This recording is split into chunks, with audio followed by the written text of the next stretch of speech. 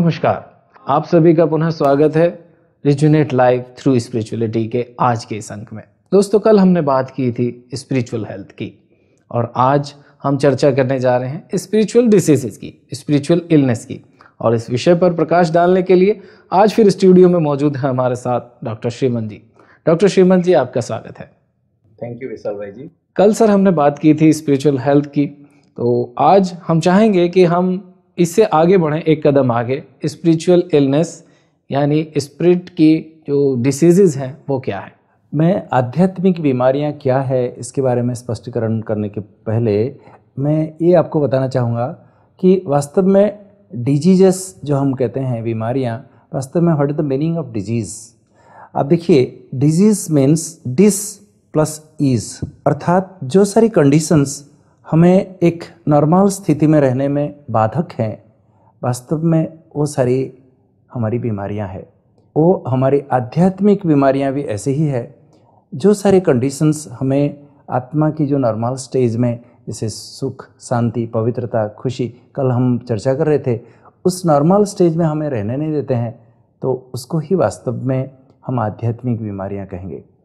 और जैसे कल भी हम चर्चा किए थे कि जैसे प्रकाश का अभाव को ही हम अंधकार कहेंगे, इसी प्रकार किसी न किसी जब आत्मा की गुणों की कमी हो जाती है तो हमारे अंदर जो नेगेटिविटीज़ पैदा होते हैं, जिसको वास्तव में हम आध्यात्मिक बीमारी भी कह सकते हैं। तो स्पिरिचुअल डिजीजेस, जिसको हम विकार भी कह सकते हैं, वास्तव में दीज आर एब्सेंस और deform states of the virtues of the self, अर्थात आत्मा की जो गुण है, ये गुण की कमी हो जाती है या जो वो गुण विकृत हो जाते हैं। इसलिए विकार जो कहा गया है ये विकृत शब्द से ही आया है। तो ये डिफॉर्म हो जाते हैं। तो एक एक गुण हमारे, जैसे मुख्य 7 गुण हैं, ज्ञान, पवित्रता, सुख, शांति, प्रेम, आनंद, शक्ति, ये हमारे निजी गुण हैं। जो इनर सेल्फ के जो ओरिजिनल क्वालिटीज़ है, तो इनहेरेंट प्रॉपर्टीज़ है, ये क्वालिटीज़, ये गुण की कमी हो जाती है या ये गुण विकृत हो जाते हैं, तब आध्यात्मिक बीमारियां पैदा होती हैं। आध्यात्मिक बीमारी होने का जो एक कारण सामने नज़र आता है, वो हमारे विकृतियां जो अंदर घुसने लगती हैं, तो हमारी जो नेचुरल फॉर्म है वो कुछ कम होने लगती है। नहीं, जैसे अंधकार घुसने से प्रकाश चला जाता है, ऐसा तो नहीं होता है।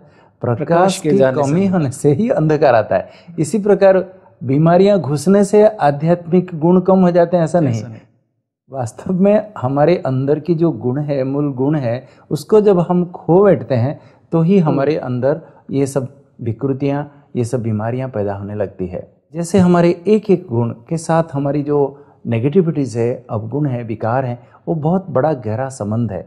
एक जैसे हमारे 7 मुख्य गुण हैं, कल भी चर्चा किए थे, वो सारे गुणों का एक एक गुण अभाव होने से या विकृत होने से फिर कुछ बीमारियां पैदा होती है। इसका 7 ऐसे अवगुण भी है, जिसको 7 मुख्य आत्मा की बीमारियां, स्पिरिचुअल डिजीज कह सकते हैं, इलनेस कह सकते हैं। तो हम जानना चाहेंगे वो कौन सी ऐसी कमियां हैं जिनके जो बढ़ती हैं गुणवत्ताओं के कम होने से, इसका किसके साथ क्या रिलेशन है? तो देखिए, spiritual illness means the negativities of the mind और the virtues in a deformed or perverted form.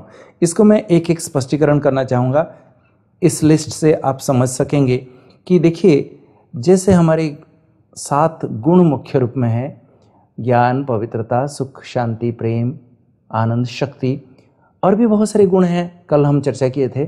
36 गुण आपने बताए थे। हमारे अंदर जैसे काम, क्रोध, लोभ, मोह, अहंकार और आलस्य और भय, ये 7 मुख्य बीमारियां हैं। जैसे 7 मूल गुण हैं। आज जो आत्मा को अनेक प्रकार की बीमारियां आक्रमण कर चुकी है, ये बीमारियों में से भी 7 मुख्य बीमारियां हैं। 7 बीमारियों का सरदार है, मैं कहूँगा। तो ये एक एक हमारे अंदर की गुण के डिफॉर्म स्टेज से ही, अच्छा गुण, लेकिन और जब डिफॉर्म हो जाते हैं, विकृत हो जाते हैं, फिर ये एक एक पैदा होते हैं। हम चर्चा करेंगे। देखिए, सबसे पहले हैं काम विकार, जो शारीरिक आकर्षण होता है एक दूसरे के प्रति। और आज दुनिया में इसके कारण कितने क्या क्या रेप्स करते हैं, क्या क्या करते हैं, आप दुनिया में कितनी बीमारियां फैल रही है, आप तो जान रहे हैं। बिल्कुल। लेकिन ये कैसे पैदा होता है? कौन सा ऐसा अच्छा गुण जो डिफॉर्म हो गया, ताकि ये अवगुण पैदा हो गया या ये विकार पैदा हो गया? आप बता सकते हैं? थोड़ा अंदाजा लगाइए। हमारे अंदर से जो आपने बताई आत्मा की जो प्रॉपर्टी है उसमें से कौन से ऐसे गुण, कौन से ऐसे ओरिजिनल अपना अच्छा गुण जो वो विकृत हो गया। मैं आपको एक एग्जाम्पल बताता हूँ जी सर। उससे स्पष्टीकरण होगा ताकि आप थोड़ा सा इसका अंदाज़ा लगा सकेंगे। जैसे फॉर एग्जाम्पल आज कोई व्यक्ति, जैसे स्मार्ट शब्द है जी, स्मार्ट, किसी व्यक्ति को हम देख के कहते हैं ये तो अच्छा स्मार्ट है, अर्थात वो देखने में अच्छा लग रहा है, वेल ड्रेस्ड है, वेल बिहेव्ड है, बहुत अच्छा बोलता है, तो जो भी देखने से वो देखते ही कहता है कि ये तो बहुत अच्छा एक स्मार्ट गाय है। परंतु आज ये शब्द विकृत हो चुका है, परवर्टेड हो चुका है।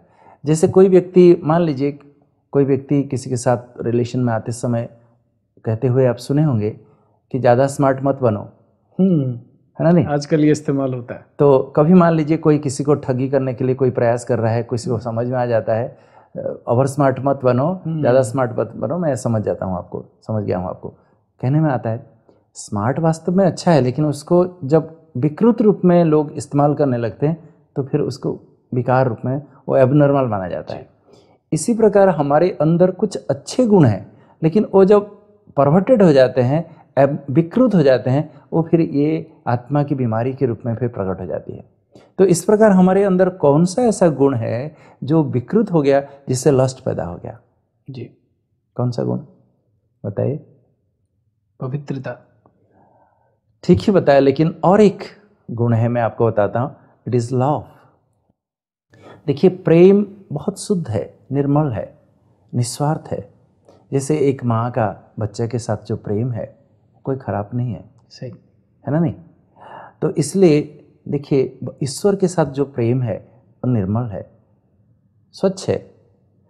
एक छोटा बच्चा, आप देख लीजिए, छोटे छोटे बच्चे आपस में जो उनका प्यार रहता है वो कितना निर्मल है, शुद्ध है। लेकिन आज देखिए, लोग कहने में आते हैं, अब सुनते होंगे कहीं कहीं कि I fell in love with somebody, nobody says I rise in love with somebody. कोई कहता है? नहीं, यही कहेंगे फॉल इन लव। तो why fall in love, why not rise in love? तो आज जो लव कहते हैं, लव की परिभाषा विकृत हो चुका है। सो इज इट लव और लस्ट? तो आज संसार में कोई किसी के शरीर के प्रति आकर्षित हो जाता है और प्रकार के उसके भावना परिवर्तन हो जाते हैं, वो बॉडी कॉन्शसनेस में आके, वो देह के आकर्षण में आके जो विकृत भावनाएं उसको पैदा होते हैं, उसको ही हम वो लव कह देते हैं। लेकिन नहीं, लव तो सच्चा होता है, स्वच्छ होता है, निर्मल होता है, और उसमें कोई स्वार्थ नहीं रहता है।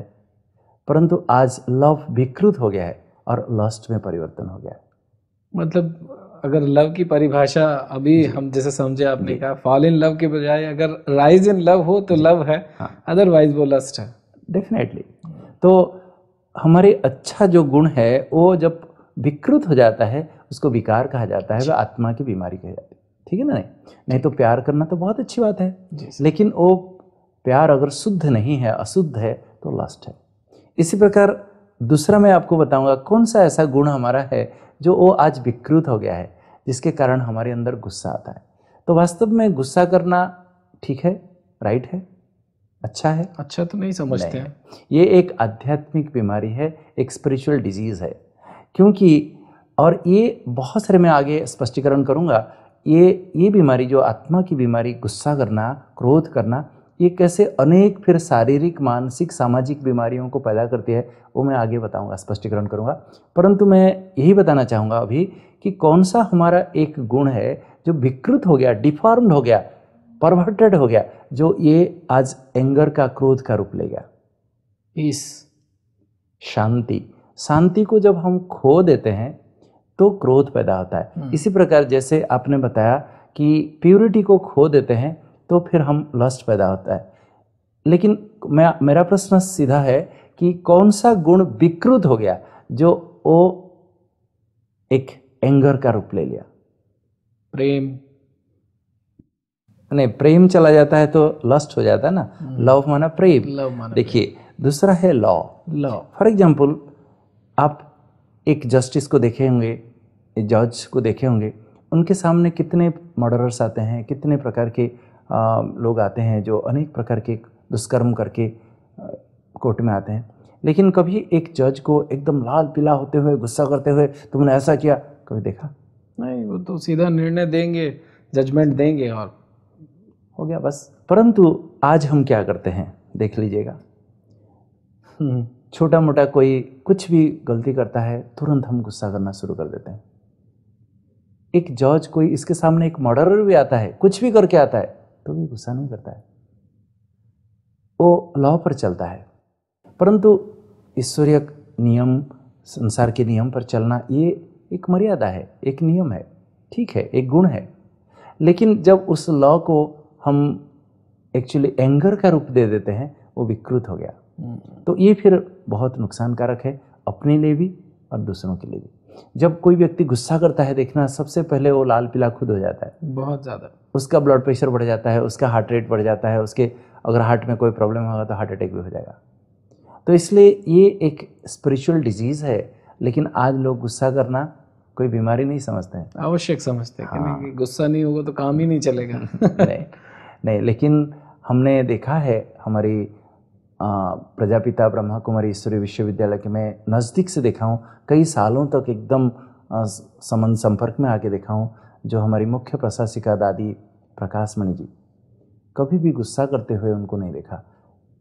जबकि सारे विश्व में 140 देश में ब्रह्मा कुमारी संस्था के 9000 सेंटर से इतने सारे जिज्ञासु हैं, इतने कारोबार है, she was the head of the institution, परंतु कभी वो गुस्सा करके काम करते हुए नहीं देखा। सबको शांति से, प्यार से सब काम करती थी। तो कहने का मतलब गुस्सा करके ही सब काम हासिल किया जाएगा? नहीं, शांति सबसे बड़ा वेपन है, तो जिससे अपना भी भला है, दूसरों का भी भला है। तीसरा मैं आपको कह सकता हूँ कि कौन सा ऐसा गुण हमारे, कल तो हम चर्चा किए थे, जब संतुष्टता को खो देते हैं तो हमारे अंदर लोभ पैदा होता है। संतुष्टता का अभाव ही लोभ का उदय होना है। हाँ, परंतु आज हमारा प्रश्न है कि कौन सा ऐसा गुण है जो डिफॉर्म्ड हो गया ताकि हमारे अंदर लोभ पैदा हुआ, ग्रीड पैदा हो गया। कौन सा ऐसा गुण होगा? वो अच्छा गुण है लेकिन वो विकृत हो गया। ऐसा हमने लव समझा, ला समझा। यस, वो है एक्वायरिंग। हाँ, कोई भी अच्छा को जीवन में उसको ग्रहण करना, उसका जीवन में अपनाना। जैसे फॉर एग्जांपल आप नॉलेज को एक्वायर करते हो, या किसी से कोई गुण को ग्रहण करते हो, या शक्ति को अपनाते हो, ये जीवन में आवश्यक है। अच्छा ही दूसरों से ग्रहण करो, कोई प्रॉब्लम नहीं उसमें। ये एक जो व्यक्ति गुणग्राही है वो सदा जीवन में प्रगति करता रहता है, दूसरों से गुण ग्रहण करता है या कुछ बातें सीखता है, तो जीवन में जो एक्वायरिंग करने का ये अच्छा गुण है। परंतु जब हम उसको विकृत कर देते हैं, आज दुनिया में लोग किसके पीछे पड़े हैं?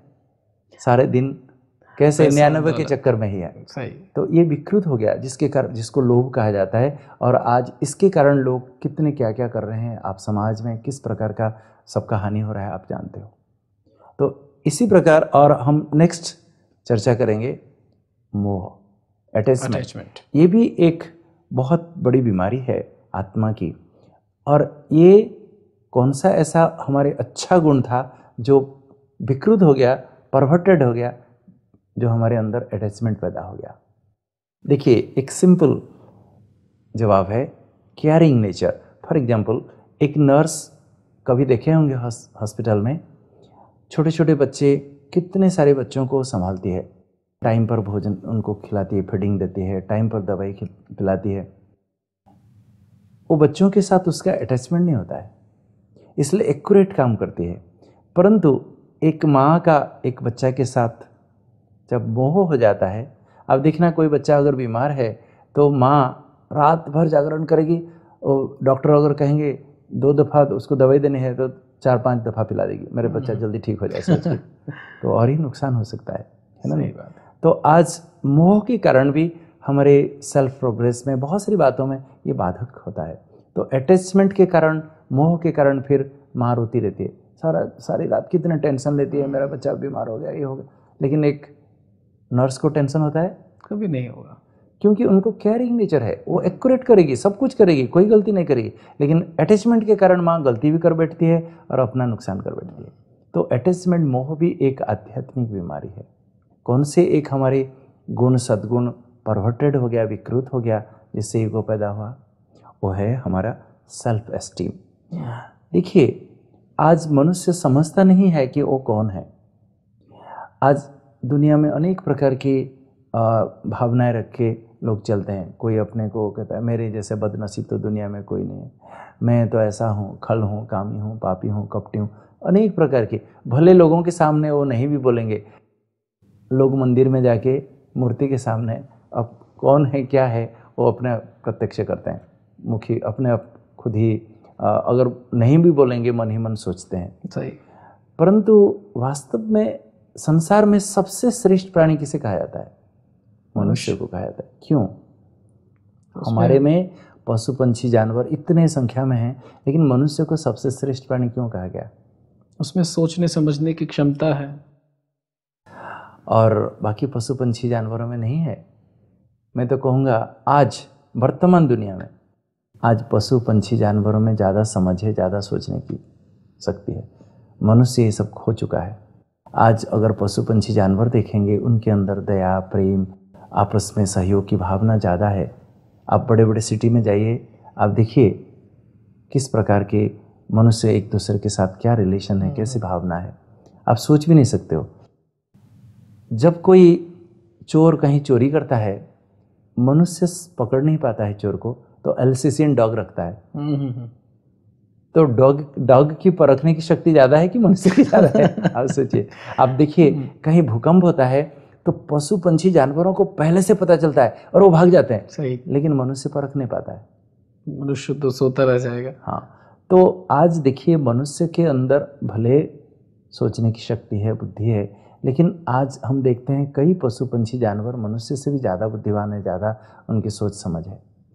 फिर भी मनुष्य को सबसे श्रेष्ठ प्राणी इसलिए कहा गया है कि वास्तव में आज की स्थिति में ऐसी मनुष्य की हाल है, लेकिन मनुष्य जब संपूर्ण अवस्था में होता है, मनुष्य की बुद्धि, मनुष्य की सोच समझ सबसे श्रेष्ठ है, इसलिए महान कहा जाता है। परंतु एक मुख्य विशेषता, मुख्य अंतर है मनुष्य और पशु पंछी जानवरों में। वह क्या? वो है, देखिए हम सभी किसकी संतान हैं? निसंदेह ईश्वर की संतान है।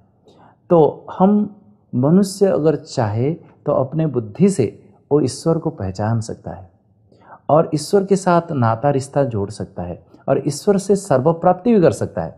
लेकिन पशु पंछी जानवर कितना भी मेहनत करें, वो भगवान को ना जान सकते हैं, ना नाता रिश्ता जोड़ सकते हैं, ना उनसे कुछ प्राप्ति भी कर सकते हैं। बहुत दूसरा एक मुख्य अंतर है पशु पंछी जानवर और मनुष्य में कि मनुष्य अगर चाहे तो समग्र विश्व का भला भी कर सकता है।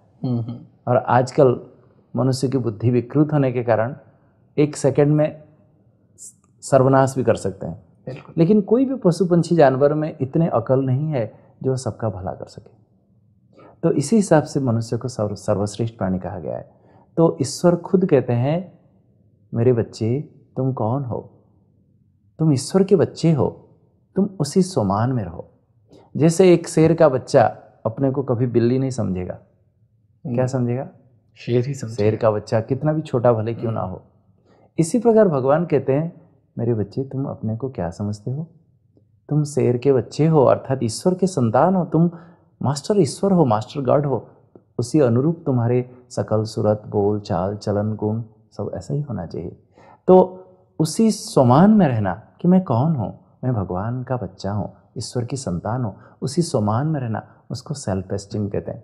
जब वो सेल्फ एस्टीम आज विकृत हो चुका है, लोग वो तो भूल गए, कोई किसी कंपनी का मालिक है कि कहीं किसी का हेड है, तो उसका वो दिखाता है कि मैं कौन हूँ, मेरी बात नहीं सुनता है, I am head of this department, I am head of this organisation. क्या समझ के रखा है? वो सेल्फ एस्टीम बदल के ईगो हो गया। ईगोइज्म। इसके कारण ego is called the root cause of all suffering. All sufferings. आज संसार में, समाज में देखिए, किसी घर में भी देखिए, दफ्तर में देखिए, देश देश में देखिए, लोगों के अंदर जब ईगो पैदा हो जाता है क्या होता है? तो इसलिए ये भी एक आध्यात्मिक बीमारी है। और भी हम आगे बढ़ते हैं, और एक बहुत बड़ी बीमारी है जो बाकी सब बीमारियों को पैदा करती है वो है आलस्य। वो कैसे पैदा होता है? हमारे अंदर कौन से ऐसा गुण था जो वो विकृत हो गया जिसके कारण लेजीनेस पैदा हो गया? ये तो मैं बता सकता हूँ। अच्छा बताइए, बहुत अच्छी बात है। इसी के परिप्रेक्ष्य में easiness. Yes, very good, absolutely correct. So जब वास्तव में मनुष्य का नेचर एट ईज, जब एट ईज नहीं हो देन डिजीज।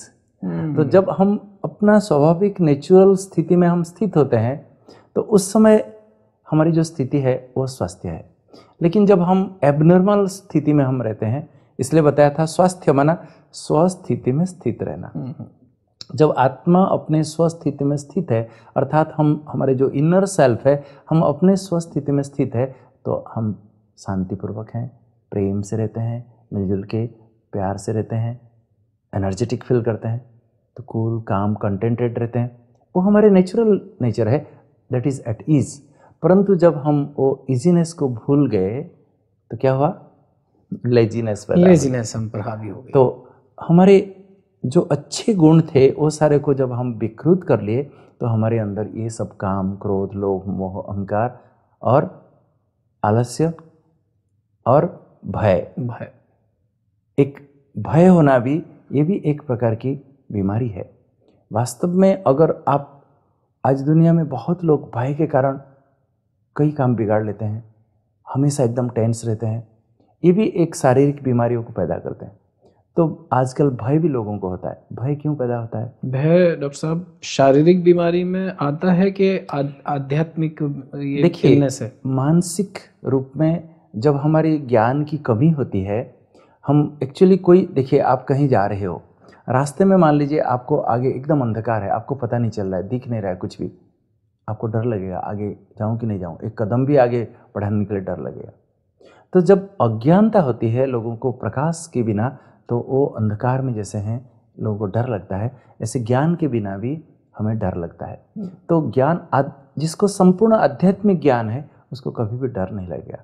आज लोगों को अनेक प्रकार के डर है, किसी को पानी से डर है, किसी को आग से डर है, किसी को मौत से डर है, किसी और क्या से डर से, किसी को अपने बस से डर है। अनेक प्रकार की जो डर है, इसका मूल कारण है इग्नोरेंस। तो ये भी एक आध्यात्मिक बीमारी है। फिर ये मानसिक रूप का रूप ले लेता है और बाद में फिर ये शारीरिक स्वास्थ्य को भी बहुत नुकसान पहुंचाता है। तो आज भय का कारण है हमारी अज्ञानता, एब्सेंस ऑफ नॉलेज वजह फियर। ओके, तो अनेक प्रकार के हमारे गुणों के अभाव से अनेक प्रकार की इलनेसेस, आत्मा की बीमारियां पैदा हो जाती है। साथ साथ कई गुण परवर्टेड हो जाते हैं, विकृत हो जाते हैं, तो फिर विकार उसको कहते हैं, आत्मा की बीमारियों को। तो देखिए, सार रूप में हम ये कह सकते हैं, जब हमारे आत्मा जब प्रेम स्वरूप होता है उसके अंदर लस्ट नहीं होता है। आत्मा जब लॉफुल होता है उसके अंदर एंगर पैदा नहीं होता है।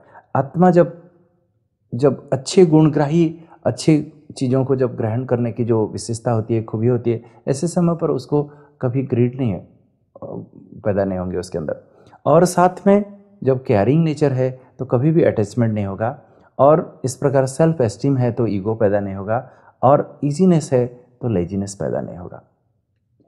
वास्तव में आज बहुत प्रकार की बीमारियों से आज जो लोग घिरे हुए हैं, अगर इसका रूट कॉज देखेंगे, मैं कहूँगा जो हमारे इनर सेल्फ को जो बीमारियाँ लगी हुई है आज की समस्या में, आज की दुनिया में जो देख रहे हैं, तो वो आत्मा की बीमारियों को अगर हम समझ जाएं और उस बीमारियों का हल अगर करें, तो हमारी मानसिक, शारीरिक, सामाजिक ये स्वास्थ्य भी बहुत सुंदर हो सकता है।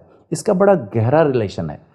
आज मैं आपको एक एक बता सकता हूँ कि हमारी आत्मा की जो बीमारियाँ हैं, आत्मा के गुण है, और ये कैसे शारीरिक बीमारियों के साथ क्या संबंध है।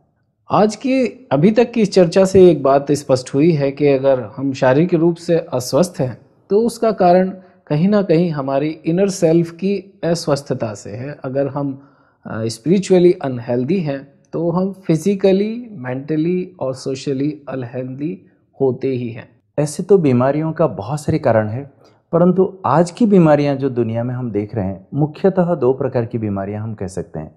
एक प्रकार की बीमारी है कम्युनिकेबल, संक्रामक रोग, जो एक दूसरे को फैलने वाली बीमारियां हैं, जैसे मलेरिया, ट्यूबरकुलोसिस और हैजा या टाइफाइड। ये सब बीमारियां एक दूसरे को फैलती है, व्यक्ति से व्यक्ति तक पहुंचती है। लेकिन कुछ बीमारियां हैं जो एक दूसरे को नहीं फैलती है। फॉर एग्जाम्पल डायबिटीज जी, हाई ब्लड प्रेशर, हार्ट की बीमारियां, या कैंसर, या जो लकवा हो जाता है, पैरालिसिस हो जाती है, स्ट्रोक होता है। तो कई प्रकार की ऐसी बीमारियां हैं। ये बीमारियों का कारण ऐसे एक दूसरे को फैलने की बात नहीं है। ये बीमारियों को असंक्रामक रोग हम कहते हैं। तो ये बीमारियों का जड़ अगर देखा जाए तो ये हमारी आध्यात्मिक बीमारियां हैं। और ये बीमारियों का जड़ वास्तव में तनाव है, स्ट्रेस है। और स्ट्रेस का कारण अगर देखा जाए तो ये आध्यात्मिकता से ही बहुत डायरेक्ट सीधा सा संबंध है। और स्ट्रेस का आजकल खूब बोलबाला है। हाँ, इसलिए वर्तमान समय में लोगों को जो बीमारियां देख रहे हैं, ये इसलिए आध्यात्मिक स्वास्थ्य को अगर ठीक कर दिया जाए तो ये सारी बीमारियां, हम 99% बीमारियों से हम मुक्त हो सकते हैं। और जब व्यक्ति आध्यात्मिक रीति से स्वस्थ होगा, उसका फिजिकल, मेंटल और सोशल स्वास्थ्य भी जब ठीक हो जाएगा, उसकी बॉडी इम्यूनिटी बढ़ेगी, तो ये सब जो कम्युनिकेबल डिजीज है उससे भी वो ठीक हो सकता है। एक उदाहरण के रूप में, जैसे आज एड्स के बारे में हम कितनी सारी चर्चाएं सुनते हैं, कितने सारे, बहुत ज़्यादा। क्यों हो रहा है? ये कम्युनिकेबल डिजीज है, एक दूसरे को फैलती है, व्यक्ति से व्यक्ति को लगती है। जब व्यक्ति आध्यात्मिक रीति से वो स्वस्थ हो जाएगा, नेचुरली वो उसके अंदर ये लस्ट पैदा नहीं होगा। और उसके जो संबंध है दूसरों के साथ, जिस प्रकार आज रिलेशन में भी परवर्सन है, क्या क्या मनुष्य कर रहे हैं समाज में सभी को पता है। तो आध्यात्मिक रीति से व्यक्ति अगर स्वस्थ हो गया तो नेचुरली एड्स की बीमारी से वो सुरक्षा हो जाएगी, कामुकता उसकी शांत हो जाएगी, गुण में परिवर्तित हो जाएगी नेचुरली। ये एक इन्फेक्शियस बीमारी, कई लोग ये बीमारी से पीड़ित हैं, तो ऐसी बीमारी से भी वो मुक्त हो सकता है। तो आध्यात्मिक शक्ति द्वारा, आध्यात्मिक स्वस्थता द्वारा हमारे अंदर जब शारीरिक, मानसिक, सामाजिक स्वास्थ्य आ जाएगा तो हम ये कई प्रकार के कम्युनिकेबल डिजीज से भी हम बच सकते हैं। परंतु आज की दुनिया में जितने प्रकार के, जहाँ देखिए प्रदूषण ही प्रदूषण है, जो हवा लेते हैं, जो खाना खाते हैं, जो पानी पीते हैं, अनेक प्रकार की बीमारियों का तो अनेक कारण है। परंतु मुख्य रूप में जो बीमारियां आज घर घर में सभी को फैल रही है, बहुत सारी बीमारियों से हम आध्यात्मिक स्वास्थ्य के द्वारा बीमारियों से बच सकते हैं। तो आज हमने समझा कि स्पिरिचुअल डिसीजेज, स्पिरिचुअल इलनेस, यानी हमारी स्पिरिट की जो बीमारियां हैं वो ही हमारे फिजिकल, मेंटल और सोशल बीमारियों का कारण है। और हमने ये जान लिया कि कौन कौन सी गुणवत्ताओं की कमी से या अनुपस्थिति से हमारे अंदर ये विकृतियां आती हैं, और यदि हम उनको ठीक कर लेते हैं तो हमारी ये विकृतियां हमारे अंदर से जा सकती हैं। आज की चर्चा यहीं तक। कल फिर हम चर्चा करने वाले हैं कि आध्यात्मिक इलनेस यानी आध्यात्मिक डिसीजेज किस तरह से प्रभावित करती है हमारे शारीरिक, मानसिक और सामाजिक स्वास्थ्य को। कल इस पर हम चर्चा करेंगे। आज के लिए इतना ही। धन्यवाद।